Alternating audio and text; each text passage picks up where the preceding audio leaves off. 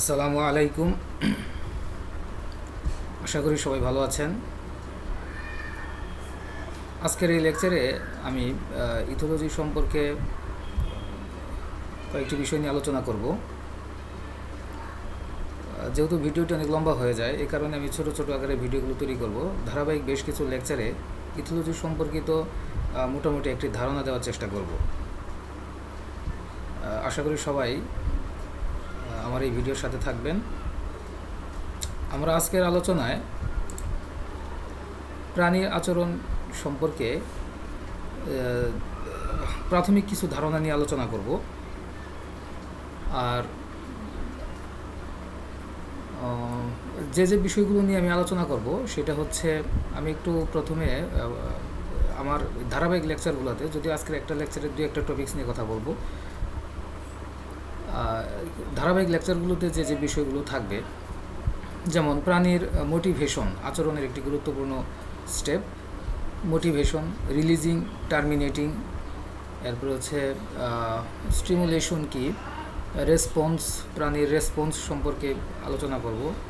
এরপরে nature of behaviour, প্রাণীর আচরণের প্রকৃতি, relation between behaviour and heredity, অর্থাৎ আচরণ এবং প্রাণীর এই বংশগতির মধ্যে যে সম্পর্ক, এটা নিয়ে বিস্তারিত আলোচনা করব। এরপর হচ্ছে প্রাণীর ইনেট বিহেভিয়ার, অর্থাৎ সহজাত আচরণ সম্পর্কে বিস্তারিত আলোচনা করা হবে, এবং এখানে ইলেট রিলিজিং মেকানিজম নিয়ে আমি কথা বলবো। এরপরে হচ্ছে আপনার টেক্সিস, প্রাণীদের বিভিন্ন ধরনের টেক্সিস দেখব, এবং প্রতিবর্তী সারা হিসাবে রিফ্লেক্সের বিভিন্ন ধরনের রিফ্লেক্স নিয়ে আলোচনা করব ধারাবাহিক লেকচারগুলোতে। এরপরে হচ্ছে প্রাণীর ইনস্টিংক্ট আচরণের একটি গুরুত্বপূর্ণ ধাপ, ফেপ, ফিক্সড অ্যাকশন প্যাটার্ন, খুবই গুরুত্বপূর্ণ একটি বিষয়। লরেন্সের যে ফিক্সড অ্যাকশন প্যাটার্ন সম্পর্কে আমি বিস্তারিত আলোচনা করব। এরপরে প্রাণীদের মাইগ্রেশন সম্পর্কে আমি আলোচনা করার চেষ্টা করব। এরপর আরেকটি গুরুত্বপূর্ণ ধাপ হচ্ছে প্রাণীর অপত্য লালন। আমরা এখানে ব্যাঙের এবং স্টিকলব্যাক মাছের, হেরিঙ্গাল পাখির বিভিন্ন ধরনের অপত্য লালন সম্পর্কে উদাহরণ হিসাবে এখানে আলোচনা করার চেষ্টা করব। এরপর লার্নিং বিহেভিয়ার এবং ইমপ্রিন্টিং বিহেভিয়ার নিয়ে বিস্তারিত কথা বলবো ইনশাল্লাহ, এবং প্রাণীদের সোশিয়াল বিহেভিয়ার, অর্থাৎ সামাজিক আচরণ সম্পর্কে বিস্তারিত কথা বলা হবে। এরপর হচ্ছে পেভলোভের তথ্য নিয়েও আমরা বিস্তারিত কথা বলবো ধারাবাহিক লেকচারগুলোতে। তবে আজকের এই লেকচারে প্রাথমিকভাবে আমরা ইথোলজি সম্পর্কিত যে আলোচনা, এগুলো নিয়ে আমরা দেখব।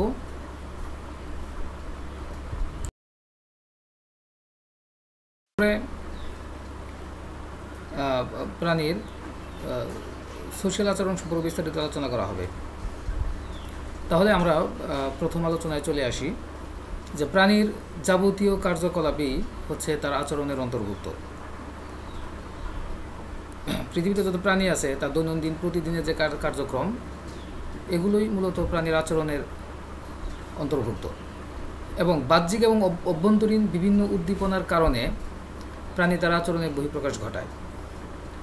প্রাণীর এই আচরণ পরিবেশ এবং জিন দ্বারা নিয়ন্ত্রিত, এবং প্রাণীর আচরণের বিবর্তনিক এবং প্রায়োগিক গুরুত্বের বিজ্ঞান ভিত্তিক পর্যালোচনাই হচ্ছে ইথোলজি। নেদারল্যান্ডের বিখ্যাত বিজ্ঞানী, এবং তিনি একজন অর্নিথোলজিস্ট, পাখি বিজ্ঞানী, নিকোটিন বার্জেনকে ইথোলজির জনক বলা হয়। প্রাণীর আচরণের কয়েকটি গুরুত্বপূর্ণ উদাহরণ হিসাবে আমরা প্রথমেই এখানে দেখব যে একটি ক্ষুধার্ত কুকুর প্লেট ভর্তি খাবার দেখে যে প্রতিক্রিয়া দেখাবে, খালি পেটে যখন সে থাকবে, অর্থাৎ তার পেটে যখন খাবার না থাকবে, তখন তার আচরণের ধরনটা কিন্তু ভিন্ন হবে। এরপরে পরিবেশের মধ্যে কিছু কিছু কীটপতঙ্গ আছে যারা পরিবেশের একটি নির্দিষ্ট সোর্স থেকে একটি নির্দিষ্ট খাবারকে সে গ্রহণ করে। এখন কোনো কারণে যদি ওই পতঙ্গের জন্য ওই সোর্স থেকে খাবার কোনো কারণে যদি বন্ধ হয়ে যায় বা খাবার নিঃশেষ হয়ে যায়, তাহলে ওই সমস্ত কীটপতঙ্গ ওই ধরনের খাবার ছাড়া বিকল্প কোনো খাবার সে গ্রহণ করবে না, কারণ ওই খাবারই সে খাবে। এরপর সামুদ্রিক কচ্ছপের বাচ্চা লাভের পরেই সে সমুদ্রের থেকে দৌড়াতে থাকে, সমুদ্রের দিকে দৌড়াবে। তাকে যতই ঘুরিয়ে দেওয়া হোক না কেন, সে ওই সমুদ্রের দিকেই দৌড়িয়ে যাবে। এটা একটি আচরণের অন্তর্ভুক্ত। এরপর মুরগির ছানা ভয় পেলে দেখা যায় যে মায়ের পালকের নিচে এসে আশ্রয় নেয়, এবং মাকে না পেলে লতাপাতা বা ঝোপঝাড়ের মধ্যে সে লুকিয়ে পড়ে। এটিও তার একটি আচরণের অন্তর্ভুক্ত, গুরুত্বপূর্ণ একটি আচরণের বিষয়। আবার অন্ধকারে হঠাৎ আলো জ্বালালে তেলাপোকারা দৌড়ে অন্ধকারে পালিয়ে যায়। এই বিষয়গুলো হচ্ছে প্রাণীর গুরুত্বপূর্ণ একটি আচরণের অন্তর্ভুক্ত। আমরা এই বিষয়গুলো দৈনন্দিন জীবনে দেখি। এখন আমরা আসলে দেখব প্রাণীদের এই আচরণের পিছনে রহস্য কী, কেন প্রাণীরা এই ধরনের আচরণ প্রদর্শন করে। মানুষের ক্ষেত্রে আমরা এই বিষয়গুলো নিয়ে আলোচনা করব না, কারণ মানুষ প্রতিনিয়ত তার আচরণকে কন্ট্রোল করার চেষ্টা করে। তার বুদ্ধি বিবেক, ক্রেনিয়াল নার্ভের ডেভেলপমেন্টের কারণে মানুষ তার নিজের থেকেই অনেক আচার আচরণকে প্রদর্শন করে, কিন্তু প্রাণীর মধ্যে এই বিষয়টি অমেঘ। জিন কর্তৃক এবং পরিবেশ দ্বারা নিয়ন্ত্রিত তার শরীরে প্রত্যেকটা আচরণই সফটওয়্যারের মতো। সে ওই ধরনের একটা নির্দিষ্ট ধরনের আচরণ যে কোনো পরিবেশ পরিস্থিতির সাপেক্ষে ওই প্রাণী যে ধরনের আচরণ প্রদর্শন করে সবসময় ওই পরিবেশ পরিপ্রেক্ষিতের সাপেক্ষে ওই একই ধরনের আচরণ প্রদর্শন করবে। মানুষের ক্ষেত্রে আবার এটা হবে না। মানুষ দেখা যাচ্ছে যে একটা নির্দিষ্ট পরিবেশ পরিস্থিতির সাপেক্ষে সে তার নিজের বুদ্ধিকে ব্যবহার করে, ক্রেনিয়াল নার্ভকে ব্যবহার করে সে তার আচার আচরণ প্রদর্শন করে, এবং বিভিন্ন ক্ষেত্রে সে তার আচার আচরণকে কন্ট্রোল করার চেষ্টা করে। কিন্তু প্রাণীদের ক্ষেত্রে এটা সফটওয়্যারের মতো কাজ করে। একটা নির্দিষ্ট পরিবেশের সাপেক্ষে, একটা নির্দিষ্ট পরিস্থিতির সাপেক্ষে সে যে পরিমাণ আচরণ, যে ধরনের আচরণ প্রদর্শন করবে, পরিবেশ পরিস্থিতি হুবহু যদি অন্য কোথাও একই রকমের হয় তাহলে ওই ধরনের আচরণই প্রদর্শন করবে। এটা সফটওয়্যারের মতো কাজ করে, অর্থাৎ প্রাণীর জিন পুলে সেই আচরণটা ট্রান্সফার থাকে। আচ্ছা, তাহলে আমরা আজকে দেখব যে প্রাণীর এই আচরণের পিছনে উদ্দেশ্য কী, কী উদ্দেশ্য আর কি, প্রেরণাদায়ক মানে আচরণ, এই ধরনের আচরণ সে কেন প্রদর্শন করে এবং আচরণের উদ্দেশ্যই কী। এই কারণে একটি গুরুত্বপূর্ণ আলোচনা, সেটি হচ্ছে মোটিভেশন। মোটিভেশন হচ্ছে প্রাণীর প্রেরণাদায়ক উদ্দীপনা। অর্থাৎ প্রাণী একটি নির্দিষ্ট আচরণ প্রদর্শনের পিছনে মোটিভেশন একটি গুরুত্বপূর্ণ ভূমিকা পালন করে। Motivation means move and two activate, অর্থাৎ প্রেরণাদায়ক উদ্দীপনা হচ্ছে প্রাণীর আচরণের এমন একটি অবস্থা যেটা প্রয়োজন বা অভাববোধ থেকে সৃষ্ট উদ্দেশ্যমুখী কর্মপ্রচেষ্টা। প্রেরণার মাধ্যমে প্রাণীরা যাবতীয় ক্রিয়াকর্মে তারা উৎসাহী হয়ে ওঠে, এবং নির্দিষ্ট আচরণ সম্পূর্ণ করার জন্য যে মানসিক উদ্যম, ইচ্ছা বা আগ্রহের অনুঘটক হিসাবে কাজ করে তাকে আমরা অনুপ্রেরণা বা মোটিভেশন বলি। প্রতিটি সহজাত আচরণের সর্বদাই একটি নির্দিষ্ট মাত্রার প্রেরণা থাকে। হ্যাঁ, একটি নির্দিষ্ট প্রেরণার মাত্রা থাকে। কার্য সম্পাদন শেষে এই প্রেরণার মাত্রা ক্রমশ হ্রাস পায় এবং পরে দেখা যায় সেটা বৃদ্ধি পায়। প্রাণীর প্রেরণাদায়ক উদ্দীপনা প্রাণীকে তাড়না বা লক্ষ্য সরবরাহের ক্ষেত্রে লক্ষ্য সরবরাহ করে, যাতে প্রাণী দ্বিতীয় সাংকেতিক উদ্দীপনা রিলিজিং উদ্দীপনা প্রদর্শনে নিজেকে প্রস্তুত করতে পারে। অর্থাৎ বিষয়টা একটু জটিল, যে প্রাণী একটা নির্দিষ্ট আচরণের পিছনে একটা নির্দিষ্ট মোটিভেশন থাকবে, এবং এই মোটিভেশন প্রাণীকে তৈরি করবে যে সে কী ধরনের আচরণ প্রদর্শন করবে, এবং যখন একটা নির্দিষ্ট পরিবেশ পরিস্থিতির সাপেক্ষে সে একটা নির্দিষ্ট আচরণ প্রদর্শন করে তখন সেটাকে আমরা বলছি রিলিজিং, নির্গমন আচরণ। তা এই উদ্দীপনা অভ্যন্তরীণ এবং বাহ্যিক দু ধরনেরই হতে পারে। প্রাণীর এই উদ্দীপনা ভেতরগত এবং বাহ্যিক পরিবেশগত দু ধরনের হতে পারে। যেমন দিনের সময়কাল যদি বেড়ে যায় তাহলে পাখিদের বিচরণ পরিসীমা রক্ষা এবং জনন আচরণকে সেটা প্রভাবিত করে। অর্থাৎ বড় দিন যদি হয়, দিনের পরিমাণ যদি বড় হয়, তখন দেখা যাচ্ছে প্রাণীদের বিচরণ ক্ষেত্র এবং জনন এগুলো আচরণের উপরে এই পরিবেশ তখন এটা প্রভাব একটা বিস্তার লাভ করে। অন্যদিকে শীতকালে আহার অন্বেষণের ভয়ঙ্কর বাস্তবতার কথা চিন্তা করে প্রাণী তখন নিজের সঞ্চিত চর্বি থেকে খাদ্য আহরণের বিষয়টিতে সে চিন্তা করে আর কি। যখন দেখে যে পরিবেশে প্রচণ্ড ঠান্ডা পড়ছে, বাইরের পরিবেশে থেকে সে যথেষ্ট পরিমাণ খাবার সে সংগ্রহ করতে পারছে না, তখন প্রাণী চিন্তা করে যে নিজের শরীরের ভিতরে অভ্যন্তরীণ শক্তিকে বার্ন করে সে তার নিজের খাদ্যের চাহিদাকে সে সরবরাহ করবে, তখন তার এই ধরনের একটা চিন্তাভাবনা তার মস্তিষ্কে আসে। অর্থাৎ প্রাণী নিজস্ব আসে হচ্ছে বিষয়টা এরকম না যে প্রাণী ইচ্ছে করে নিয়ে আসে। আসলে আমি আগেই বলছি যে প্রাণীর এই আচরণগুলো তার জিনে সেট করা, জিন তাকে উদ্দীপ্ত করে, হ্যাঁ, যে তার এখন এই ধরনের আচরণ প্রদর্শন করার প্রয়োজন। মানুষের ক্ষেত্রে আমরা বলছি যে এটা একটু ভিন্নতর হবে, আমরা প্রাণীর আচরণের ক্ষেত্রে মানুষের আচরণটাকে এখানে আলোচনায় আনবো না। অন্যান্য প্রাণীর ক্ষেত্রে আমরা বিষয়গুলো দেখব, যেহেতু প্রাণীরা প্রত্যেকটা প্রাণী, মানুষ ছাড়া অন্যান্য প্রাণী একটা নির্দিষ্ট পরিবেশ পরিস্থিতির সাপেক্ষে তার জিনগত আচরণ প্রদর্শন করে। আচ্ছা, এখন আমরা দেখব যে রিলিজিং ফ্যাক্টর বা এই বিষয়টা কি প্রাণীর আচরণের ক্ষেত্রে। আচ্ছা, রিলিজার হচ্ছে একটি সাধারণ উদ্দীপনা। কোনো প্রজাতির এক সদস্য যখন একই প্রজাতির আরেক সদস্যের উদ্দেশ্যে আচরণগত সারার অংশ হিসাবে ক্রমাগত উদ্দীপনার বহিঃপ্রকাশ ঘটায়, তখন আমরা তাকে বলি হচ্ছে রিলিজিং। বিজ্ঞানী লরেন্স সর্বপ্রথম রিলিজিং শব্দটি ব্যাখ্যা করেন। বিজ্ঞানী টিনবার্জেন এবং পার্ডেক, এই দুইজন বিজ্ঞানী তাদের বহু বছরের গবেষণার ফল হিসাবে তারা হেরিঙ্গাল পাখি শাবকের খাদ্য গ্রহণ প্রক্রিয়া পর্যবেক্ষণ করেন এবং এই রিলিজিংয়ের কার্যকারিতার বিষয়টি তারা ব্যাখ্যা করেন।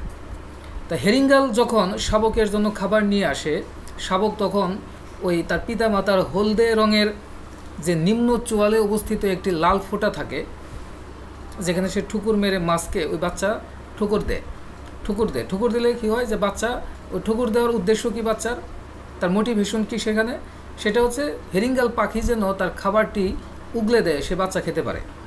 এই কারণে বাচ্চা সেই ঠোঁটের লাল ফোঁটায় সে ঠুকুর দেয়, তখন মা পাখিটি খাবার উগলে দেয়, শাবকটি তা গ্রহণ করে। বিজ্ঞানী টিনবার্জেন এবং পার্ডেক, এই দুইজন বিজ্ঞানী তাদের রহস্য উদ্ঘাটনের জন্য তারা নিয়ন্ত্রিত এবং ধারাবাহিক কিছু গবেষণা করেন। তারা একটি যে কাগজের শক্ত বোর্ড দিয়ে পূর্ণবয়স্ক একটি হেরিঙ্গাল পাখির মাথার মতো তৈরি করে এবং তাতে নিম্ন চোয়ালের নিম্ন চোয়ালের নিচে যে কড়া বৈসাদৃশ্য প্রদর্শনকারী রঙের ফোঁটা মেখে লক্ষ্য করেন যে ঠোঁটের ফোঁটায় খাদ্যর চেয়ে আকুতি জানানোর একমাত্র রিলিজার। তার মানে হচ্ছে যে ওই বাচ্চা যে তার খাবার চায়, সে তার মায়ের কাছ থেকে সেটা কিভাবে পাবে, অর্থাৎ ওই বাচ্চা রিলিজিং ফ্যাক্টরটা হচ্ছে ওই যে লাল ফোঁটা আর কি।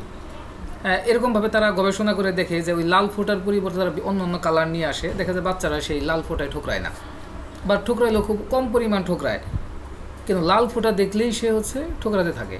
তার মানে হচ্ছে ওই ঠোকর দেওয়া রিলিজিং ফ্যাক্টর হিসেবে এখানে কাজ করে ওই যে লাল ফোঁটায় ঠোকর দেওয়া।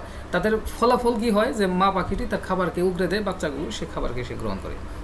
শুধু তাই নয়, তারা আরও লক্ষ্য করেন যে নিম্ন চোয়ালের একমাত্র ফোঁটার বদলে তারা একটি দণ্ডের মধ্যে একটা লাঠির মতো তারা হচ্ছে ওই সেটা আড়াআড়িভাবে লাঠি রেখে এর মধ্যে বিভিন্ন ধরনের তারা হচ্ছে কালার দিয়ে দেয়, বিভিন্ন রঙের কালার দেয়। তার মধ্যে দেখা যায় বাচ্চারা শুধু লাল কালারটাকে আইডেন্টিফাই করে এবং সেখানে তারা ঠোকরায়।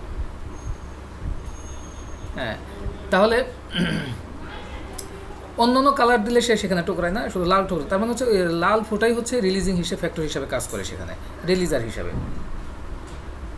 এটা হচ্ছে রিলিজিং ফ্যাক্টর সম্পর্কে বিস্তারিত আলোচনা। যদি আপনাদের বুঝতে সমস্যা হয় আপনারা আমাকে কমেন্ট বক্সে জানাতে পারেন, আমি এর পরবর্তীতে বিস্তারিত এগুলো নিয়ে আলোচনা করবো ইনশাল্লাহ। এরপর আরেকটি গুরুত্বপূর্ণ বৈশিষ্ট্য হচ্ছে সেটা প্রাণীর টার্মিনেটিং যে আচরণ, মানে সমাপ্তিকরণ উদ্দীপনা।